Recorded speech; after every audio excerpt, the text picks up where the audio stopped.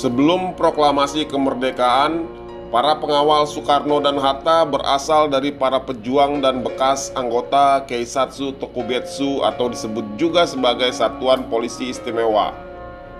Polisi Istimewa adalah cikal bakal Brimob, pasukan paramiliter Kepolisian Republik Indonesia.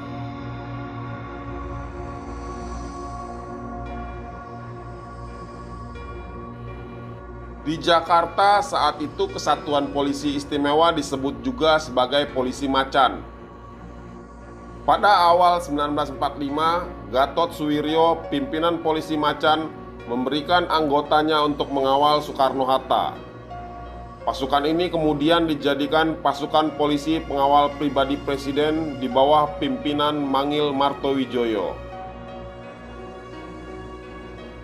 Kemudian pasukan polisi pengawal pribadi Presiden ini beralih menjadi detasemen kawal pribadi yang dibentuk oleh Mangil. Mereka memberikan pengamanan dan pengawalan pribadi kepada Presiden dan keluarganya. Terbentuknya Cakrabirawa tidak lepas dari serangkaian peristiwa yang mengancam keselamatan Soekarno. Puncaknya adalah peristiwa percobaan pembunuhan terhadap Presiden Soekarno pada Hari Raya Idul Adha 14 Mei 1962 di halaman Istana Negara. Peristiwa ini adalah kali ketiga percobaan pembunuhan terhadap Soekarno. Dua percobaan pembunuhan sebelumnya adalah penembakan Istana Presiden oleh pilot terbaik AURI, Daniel Alexander Maucar.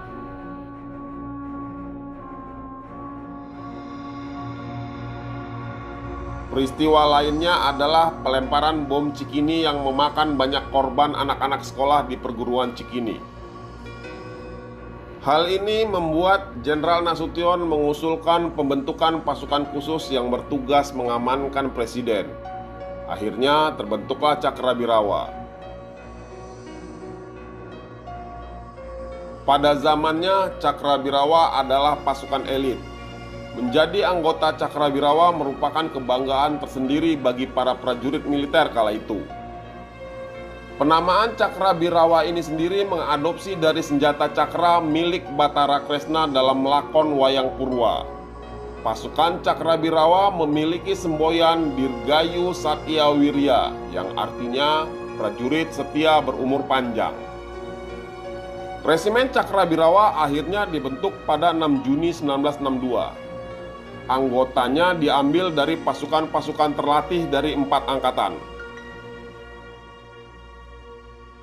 KKO dari Angkatan Laut, pasukan gerak cepat dari Angkatan Udara, Batalion Rider dari Angkatan Darat, dan Brimob dari Kepolisian.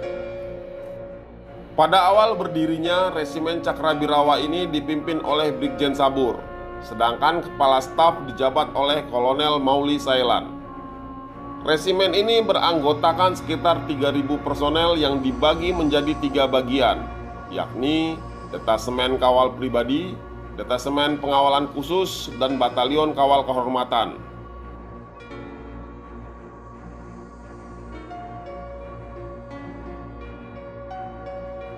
Detasemen Kawal Pribadi dipimpin oleh AKBP Mangil. Dia bertugas mengawal keselamatan Presiden beserta keluarga secara langsung dari jarak dekat. Detasemen Pengawalan Khusus dipimpin oleh Letkol Joko Suyatno. Detasemen ini bertugas mengamankan dan melakukan survei atas gedung, area, atau wilayah yang akan didatangi oleh Presiden. Mereka melakukan pengamanan dimanapun Presiden dan keluarga sedang berada serta mempersiapkan protokol pengamanan kemanapun Presiden dan keluarga akan pergi. Sedangkan Batalion Kawal Kehormatan dibagi menjadi 4 batalion. Batalion 1 terdiri dari Angkatan Darat yang dipimpin oleh Mayor Ali Ebram. Jabatan ini kemudian digantikan oleh Letnan Kolonel Untung. Sebelum ditempati oleh Letkol Untung, Presiden Soekarno sebenarnya telah memilih Mayor LB Murdani yang waktu itu menjabat Komandan Batalion 2 RPKAD. Namun Beni menolak sehingga tugas itu jatuh kepada Letkol Untung. Beni dan Untung adalah penerima bintang sakti berkat keberanian mereka pada pertempuran pembebasan Irian Barat dalam Operasi Trikora. Keduanya akhirnya berbeda nasib. Untung mati dieksekusi akibat perbuatannya menculik para jenderal angkatan darat. Sementara Beni meniti karir militer hingga puncak, menjadi Panglima ABRI. Jika Batalion 1 diisi oleh Angkatan Darat, maka Batalion 2 Kawal Kehormatan terdiri dari anggota KKO atau Marinir Angkatan Laut yang dipimpin oleh Letnan Kolonel Saminu. Sedangkan Batalion 3 Kawal Kehormatan terdiri dari para anggota pasukan gerak cepat Angkatan Udara yang dipimpin oleh Letnan Kolonel Sutoro.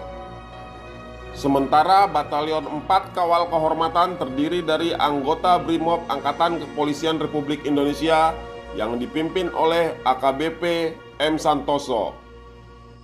Keempat batalion ini menangani sistem pengamanan dan pengawalan presiden yang jauh lebih kompleks dan terperinci dari detasemen lainnya.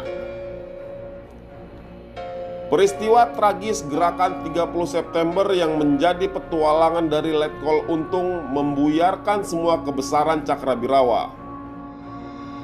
Pemberontakan yang gagal itu menghancurkan resimen ini.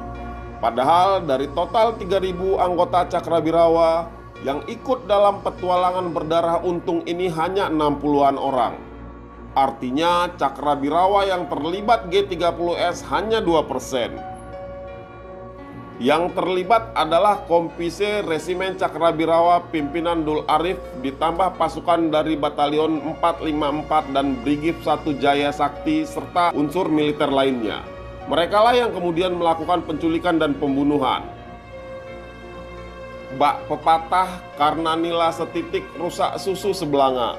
Akibat petualangan segelintir oknum Cakrabirawa itu, akhirnya resimen ini terpinggirkan. Mereka tidak lagi dianggap elit. Setelah surat perintah 11 Maret terbit, Soeharto sebagai pengemban Supersemar membubarkan Cakrabirawa. Anggotanya kembali ke masing-masing satuannya. Namun ada juga kabar yang menyebutkan sebagian dikejar-kejar dan menjadi buronan. Bahkan ada isu yang menyebut sebagian kabur ke Thailand dan menyamar menjadi biksu guna menghindari kejaran tentara Soeharto. Resimen Cakrabirawa resmi dibubarkan pada 22 Maret 1966. Namun detasemen kawal pribadi masih terus mengawal Soekarno hingga detik-detik terakhir kekuasaannya. Termasuk ketika Soekarno harus keluar dari istana karena dipaksa oleh rezim yang baru. Selanjutnya, tugas pengawalan dan pengamanan presiden dijalankan oleh Satuan Tugas Polisi Militer Angkatan Darat.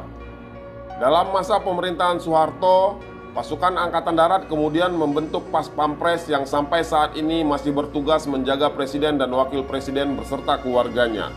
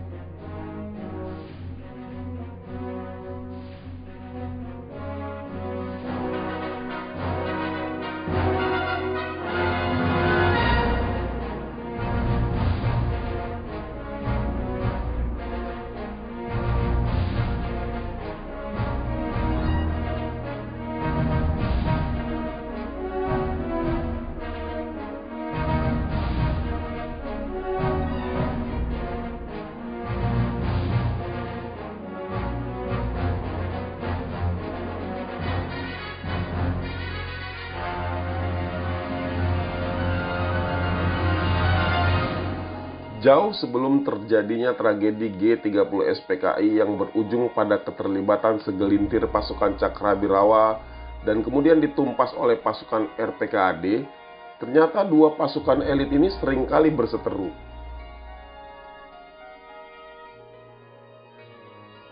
Kabarnya bahkan hanya karena hal-hal kecil bisa menjadi pemicu bentrok antara Cakrabirawa dan RPKAD.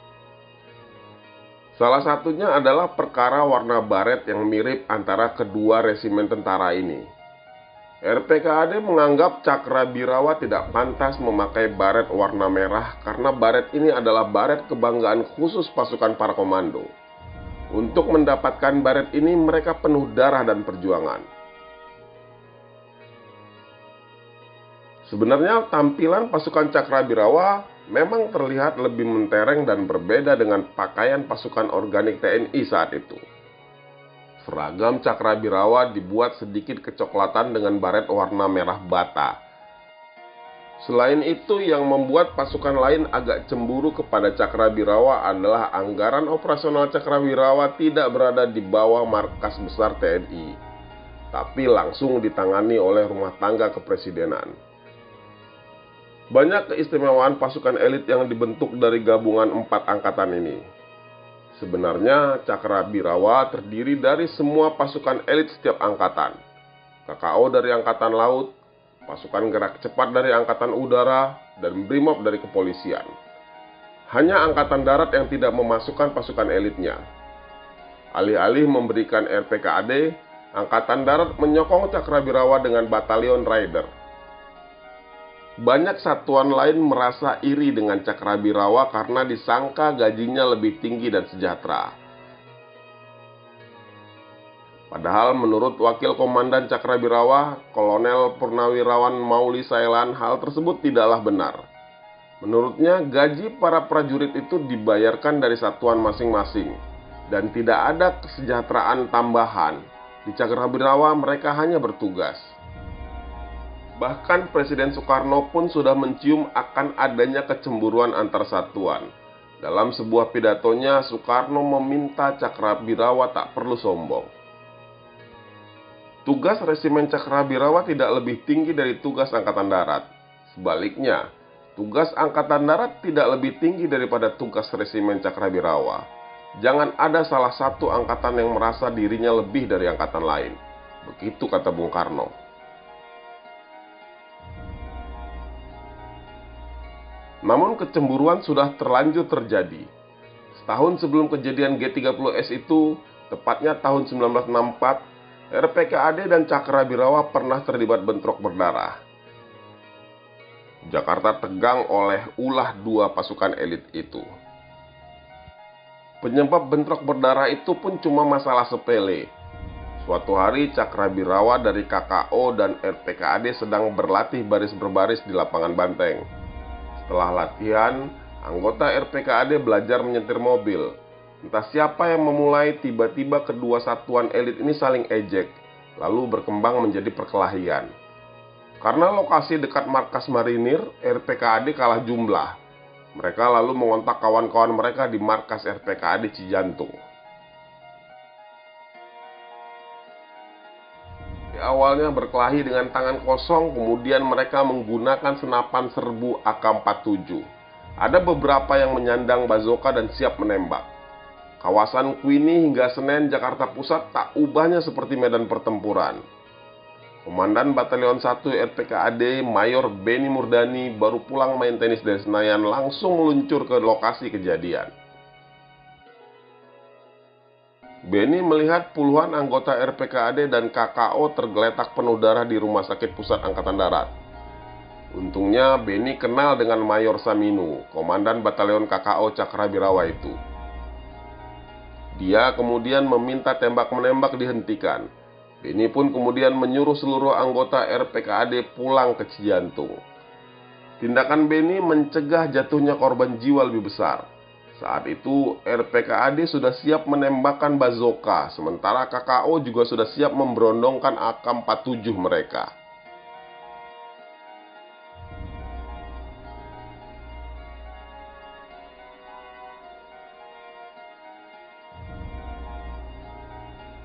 Pasca peristiwa G30S, kembali hampir terjadi bentrok antara RPKAD dengan Cakrabirawa. Kali ini dengan pasukan dari Resimen Pelopor yang tergabung dalam Resimen Cakrabirawa. Awal Maret 1966 terjadi unjuk rasa anti Presiden Soekarno di sekitar Istana Kepresidenan. Tiba-tiba terdengar bunyi tembakan yang kemudian memicu massa untuk ricuh tak terkendali. Massa berupaya merangsek masuk ke halaman belakang istana. Bunyi tembakan membuat pasukan pelopor yang tergabung dengan Resimen Cakrabirawa bersiaga penuh. Di antara demonstran yang terkapar kemudian ditemukan beberapa senjata api jenis handgun, Thompson, dan pistol semi-otomatis FN kaliber 45. Senjata itu merupakan senjata standar Angkatan Darat. Buku Resimen Pelopor Pasukan Elit yang Terlupakan menyebutkan temuan ini membuat perwira pelopor mencurigai RPKAD berada di balik pengerahan massa. Apalagi keesokan harinya ketika Kombes Pol Anton Sujarwo ikut berjaga, dia melihat Komandan RPKAD Sarwo Edi berada di belakang para demonstran. Anton Sujarwo kemudian mendekati Sarwo Edi dan memintanya untuk menarik mundur pasukan atau akan terjadi kontak senjata dengan pasukan pelopor. Permintaan ini dipenuhi sehingga tak terjadi baku tembak dengan RPKAD. Namun, imbas politik harus diterima oleh resimen tersebut. Resimen di bawah Anton ini dipandang pro-Soekarno dan demonstrasi mahasiswa saat itu meminta Anton dicopot sebagai Komandan Batalion 1232 Pelopor Brimob.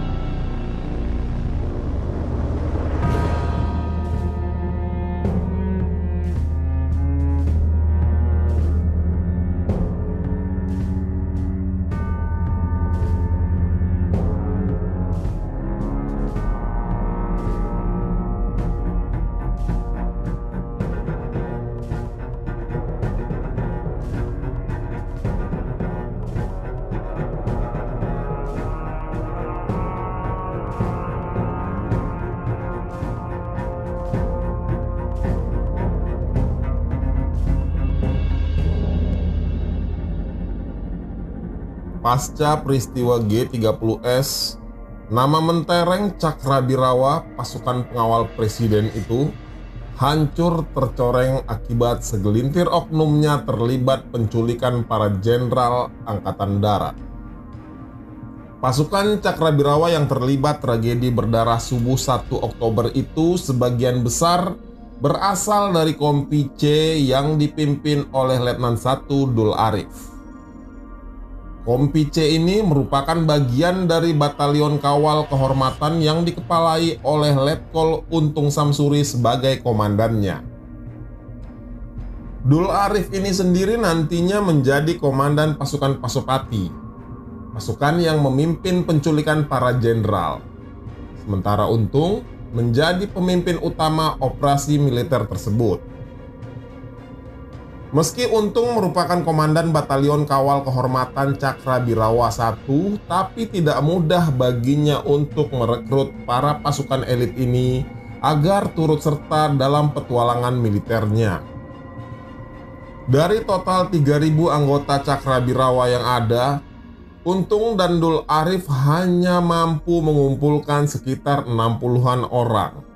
Artinya, pasukan Cakrabirawa yang terlibat G30S dari Resimen Pengawal Presiden ini hanya 2% saja dari total keseluruhan pasukan itu.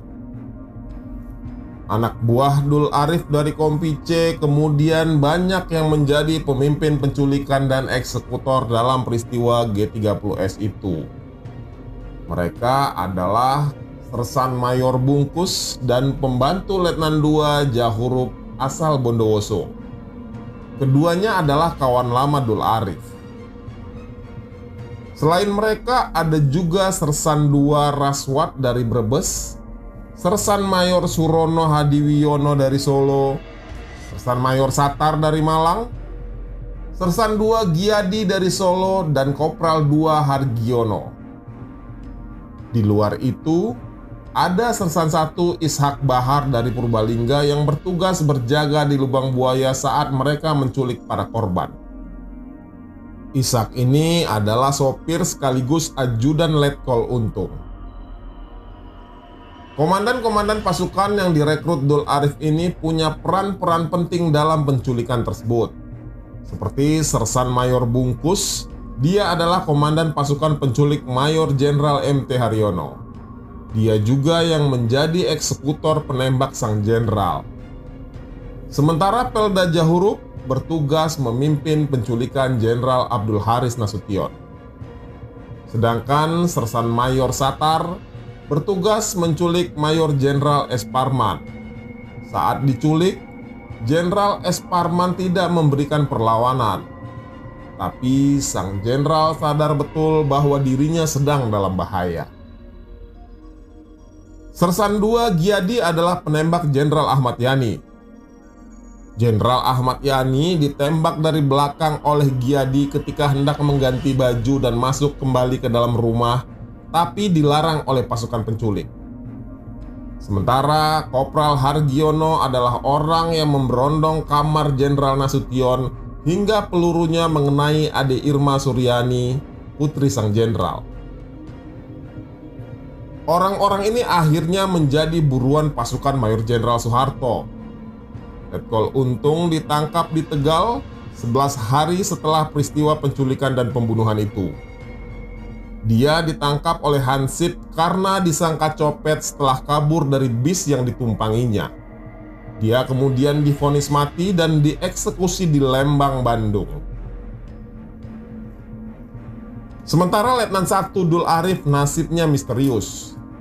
Kabarnya dia ditangani langsung oleh Ali Murtopo, orang kepercayaan Soeharto, dan dia dieksekusi mati. Tapi konon ada juga yang menyebut bahwa dia adalah tangan kanan atau orang kepercayaan Ali Murtopo itu sendiri. Para komandan pasukan eksekutor sebagian besar dihukum mati setelah dipenjara kurang lebih 25 tahun. Tahun 1988, Serda Giadi, penembak Jenderal Ahmad Yani, dihukum mati. Selain dia, Sersan Soekarjo, komandan penculik Jenderal Panjaitan, juga dihukum mati di tahun yang sama. Kemudian pada 16 Februari 1990, 4 orang mantan pasukan Cakrabirawa dihadapkan ke depan regu tembak. Mereka adalah Sersan Surono, komandan penculik Brigjen Sutoyo, Serma Satar, komandan penculik Mayor Jenderal S. Parman, dan Sulaiman, komandan penculik Mayor Jenderal Suprapto, dan terakhir Rohayan. Nasib Sersan Bungkus lebih baik dari kawan-kawannya yang lain. Penembak sekaligus komandan pasukan penculik Jenderal MT Haryono ini akhirnya dibebaskan pada tahun 1999, setahun setelah Soeharto lengser dari kursi presiden. Lalu bagaimana dengan nasib pasukan Cakrabirawa itu sendiri? Pasukan ini akhirnya dibubarkan atas dasar keputusan bersama 4 Menteri Panglima Angkatan. Dilakukan serah terima jabatan dari Brigadir Jenderal Sabur kepada Brigadir Jenderal Sudirgo yang merupakan Direktur Polisi Militer. Resimen Cakrabirawa bubar setelah surat keputusan tersebut keluar. Setelah Cakrabirawa bubar, anggotanya kembali ke masing-masing angkatan pada 23 Maret 1966. Anggota Cakrabirawa ini diambil dari 3 angkatan dan kepolisian Republik Indonesia. Dari Angkatan Laut diambil dari unsur KKO atau Marinir. Dari Angkatan Udara diambil dari unsur Paskas. Dari kepolisian diambil dari Resimen Pelopor. Hanya dari Angkatan Darat yang tidak diambil dari pasukan khusus RPKAD. Angkatan Darat menugaskan Batalion Banteng Riders 454 di Ponorogo. Pada akhirnya mereka dikembalikan ke masing-masing satuannya. Namun banyak kabar yang beredar bahwa anggota pasukan yang terlibat banyak yang melarikan diri dari buruan tentara. Seperti dikutip dari majalah Intisari Online, banyak para anggota Cakrabirawa yang sembunyi dan melarikan diri dengan cara yang unik. Sebagai anggota militer dari kesatuan yang terbaik, maka cara melarikan diri para anggota mantan Cakrabirawa itu juga tidak sembarangan. Beberapa orang bahkan menyusun strategi supaya bisa melarikan diri secara terencana agar pelarian mereka sukses dan tetap bisa survive. Satu di antara rombongan mantan personel Cakrabirawa bahkan bisa lari sampai Thailand secara legal dan kemudian bahkan bisa menjadi warga Thailand. Pada awalnya, para mantan anggota Cakrabirawa banyak yang menjadi biksu agar pelarian mereka di Thailand ini tidak menimbulkan masalah, sekaligus tidak kebingungan mencari pekerjaan agar tetap bisa makan.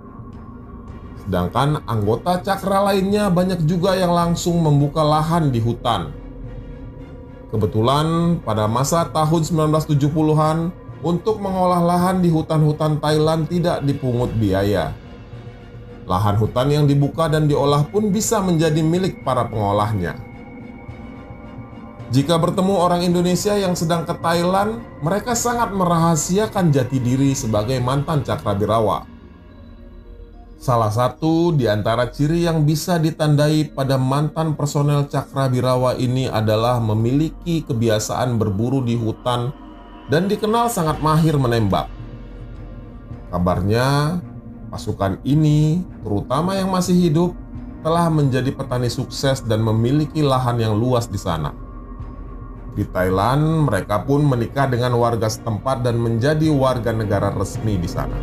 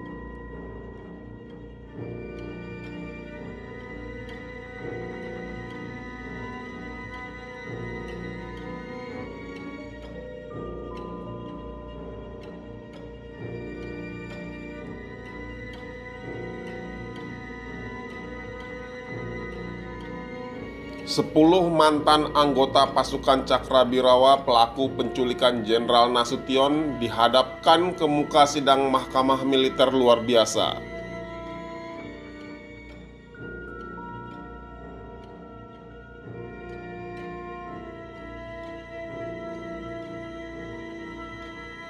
Sembilan orang dijatuhi hukuman dengan vonis yang beragam. 1 orang dibebaskan karena tidak terbukti bersalah. Palu Hakim Ketua memvonis Kopral Hargiono, si penembak Ade Irma Suryani Nasution, dengan hukuman mati. Pratu Idris dan Pratu Sulemi divonis penjara seumur hidup. Pratu Sarju, Pratu Sumarjo, Kopda Sumarno, Pratu Supandi, dan Pratu Sarindi masing-masing dihukum 17 tahun penjara. Pratu Amin Surono dihukum 6 tahun penjara. Sementara Kopda Suarso dibebaskan karena tidak terbukti bersalah.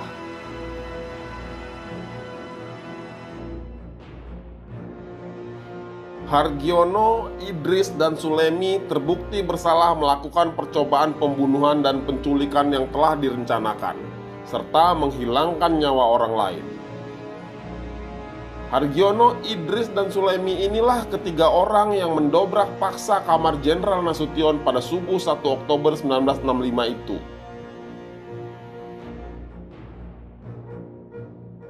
Saat pembacaan vonis persidangan pada 10 Mei 1967, terlihat pemandangan dramatis sekaligus aneh.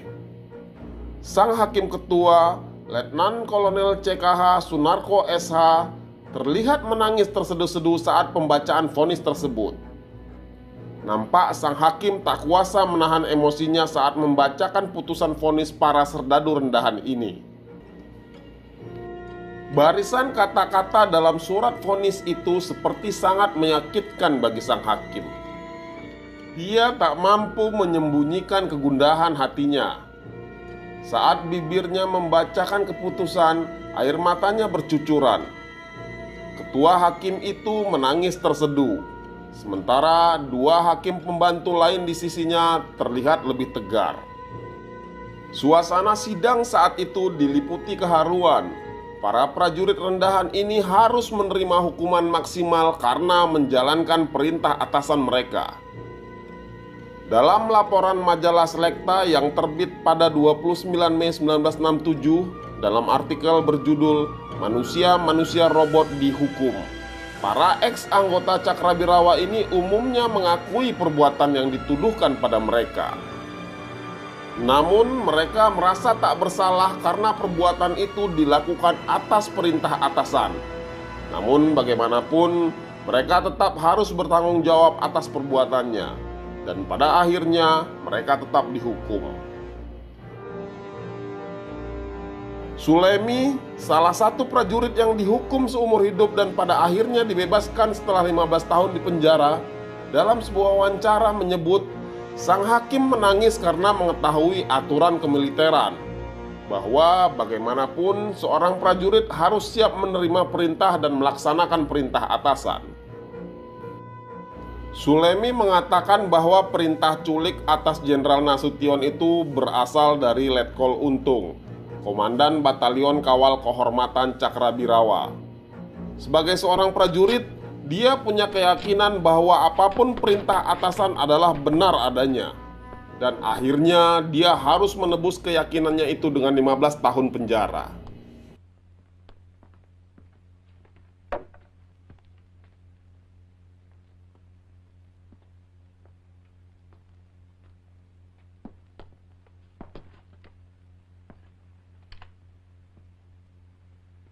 Cakrabirawa. Cakra.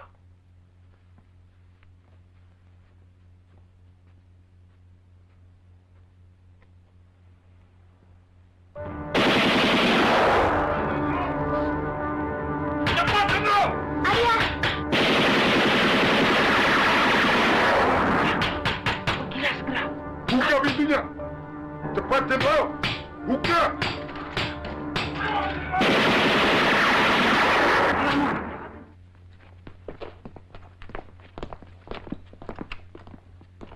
Jangan bergerak. Telepon sudah diputus.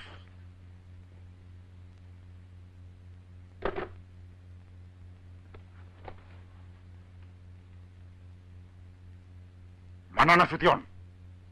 Pak Nasution, beliau di Bandung.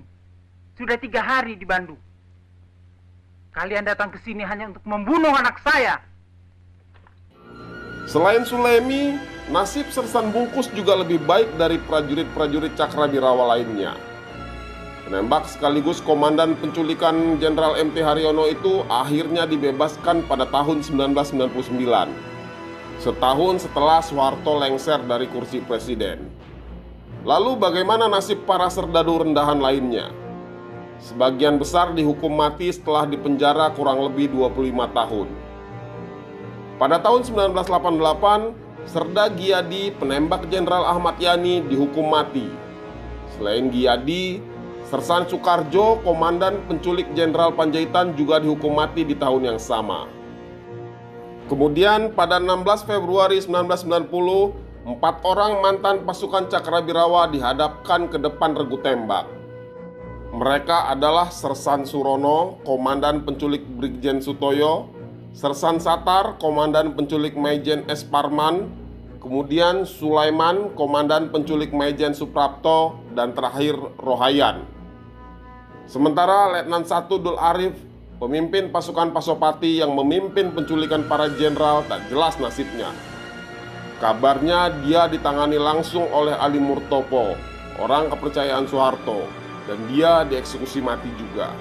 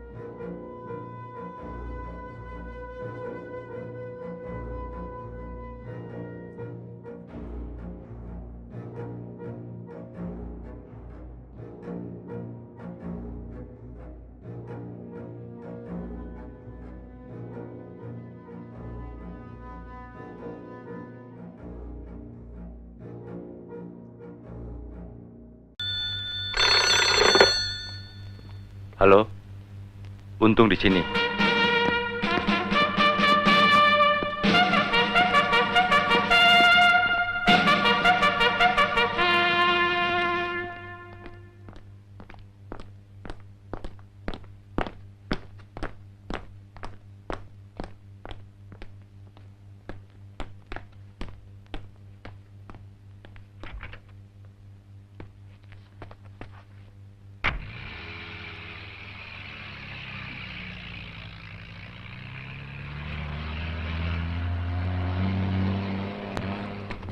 Hidup atau mati, semuanya semacam kontrak. Mengenai markas gerakan, kita bagi menjadi 2, yaitu Sentral Komando 1, Senko 1 di Gedung Penas, Senko 2 di Komplek Halim di Rumah Sersan Udara Ani Suyatno. Kawan Aidit sebagai pemimpin tertinggi gerakan ini akan bermarkas di Senko 2 Halim. Sedangkan pimpinan pelaksana, termasuk saya selaku komandan gerakan militer, akan bermarkas di Senko 1 di Gedung Penas.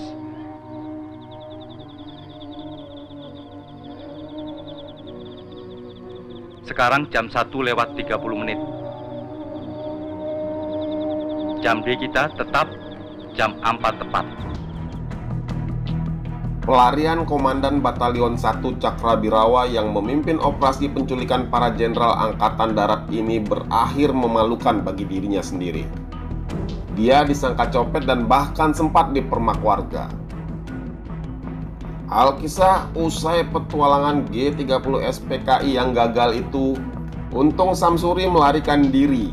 Ia lari ke Jawa Tengah dengan bis malam. Sesampainya di Tegal, nampak tentara memeriksa semua angkutan yang lewat untuk mencari para buron pelaku G30S. Untung khawatir identitasnya terbongkar. Dia memilih untuk lari. Dia loncat dari bus itu dan kepalanya terbentur tiang telepon. Warga yang melihatnya langsung mengejar karena menyangka dirinya copet. Apesnya lagi, nasib sang komandan pasukan batalion Linut ini, sebelum diarak warga, dia sempat dipukuli hingga babak belur. Perwira yang memiliki banyak pengalaman tempur ini tak berdaya di tangan Hansip dan warga yang menangkapnya. Awalnya dia tidak mengaku sebagai Untung, komandan batalion 1 Cakrabirawa. Namun setelah dilakukan pemeriksaan di markas polisi militer Tegal, barulah diketahui bahwa yang bersangkutan bernama Untung. Tidak seperti penampilannya yang flamboyan di film pengkhianatan G30 SPKI yang diperankan oleh Bram Adrianto, penampilan Letkol Untung yang asli malah nampak biasa saja.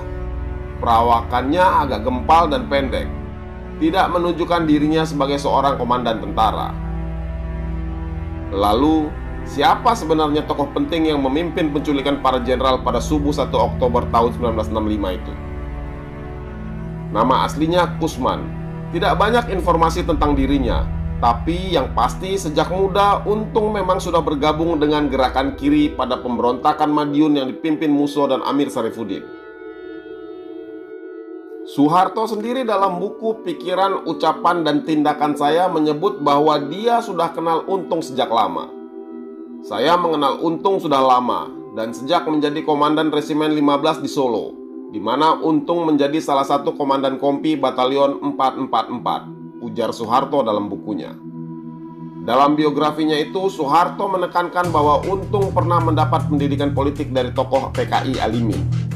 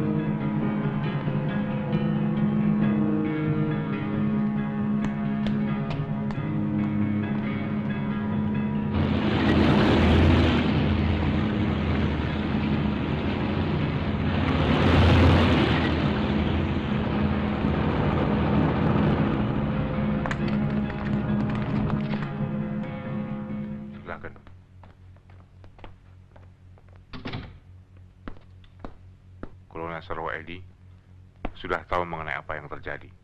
Sudah, Pak. Kami sudah mendengar siaran Untung jam 7 tadi. Di balik Untung pasti PKI. Rupanya sejarah sedang mereka ulang. Kita terpanggil untuk menghadapi gerakan pengkhianatan ini. Saya perintahkan Kolonel segera merebut kembali RRI dan Telkom yang saat ini mereka kuasai. Corong mereka harus segera dibungkem. Siap, segera kami laksanakan. Kerjakan. Kerjakan.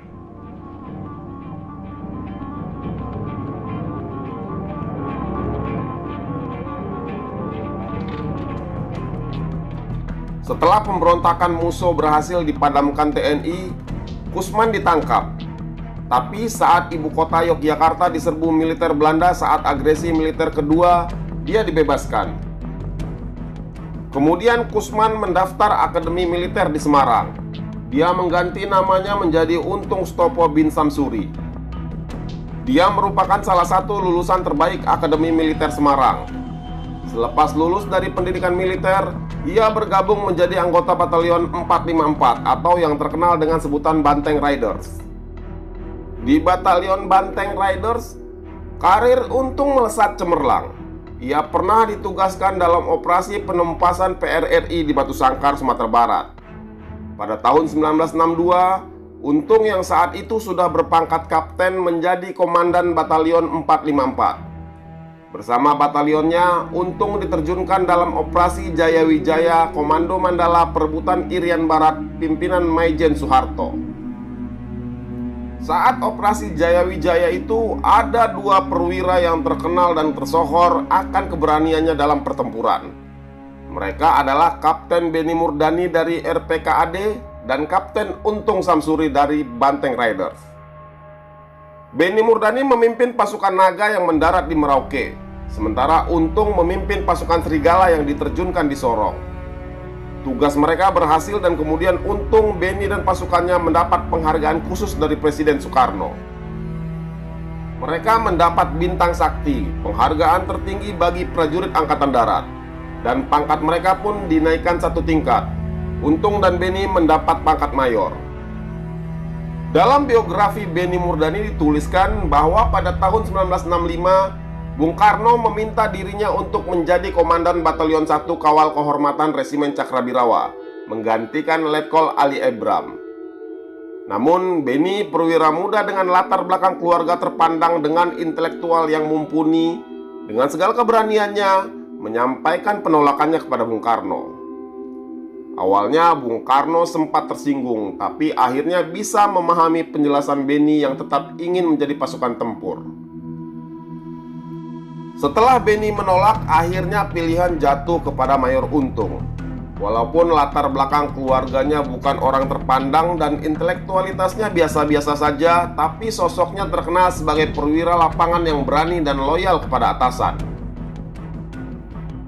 Sebelum peristiwa G30 SPKI pecah, Untung diprovokasi oleh Sam Kamaruzaman, orang kepercayaan Aidit yang disusupkan ke militer. Untung kemudian dipilih menjadi komandan operasi yang bertugas membereskan Dewan Jenderal. Mengingat posisinya sebagai pasukan pengaman presiden, Untung termakan provokasi bahwa tugas menangkap hidup atau mati para jenderal Angkatan Darat adalah tugas menyelamatkan Presiden Soekarno dari tindakan Dewan Jenderal yang kontra-revolusioner. Malam ini saya ingin menyampaikan berita yang cukup gawat mengenai adanya Dewan Jenderal yang akan melakukan suatu gerakan apabila Bung Karno wafat. Kawan-kawan dalam barisan para perwira yang progresif revolusioner terpanggil oleh suatu kewajiban suci. Mulai malam ini, siapa saja yang merasa sebagai perwira muda berpikiran maju harus saling merapatkan barisan. Pada akhirnya petualangan Untung ini hancur dan layu sebelum berkembang.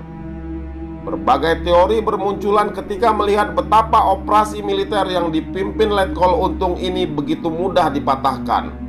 Sepertinya gerakan ini memang dirancang untuk gagal dan orang yang merancangnya adalah Sam Kamaruzaman.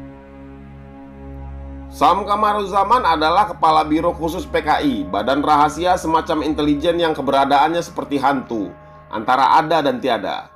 Dialah yang seolah-olah memimpin operasi ini sebenarnya. Letkol Untung dan wakilnya Brigjen Suparjo serta Kolonel Latif berada di bawah komando Sam. Sesuatu yang aneh ketika seorang sipil memimpin operasi militer seperti ini.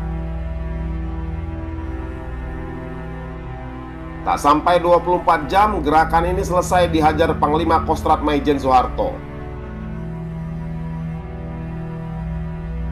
Kemudian para pentolan G30 SPKI ini lari kocar-kacir. Masing-masing ditangkap di tempat yang berbeda. Kemudian pada akhirnya Untung, Suparjo, Aidit, dan Sam dieksekusi mati.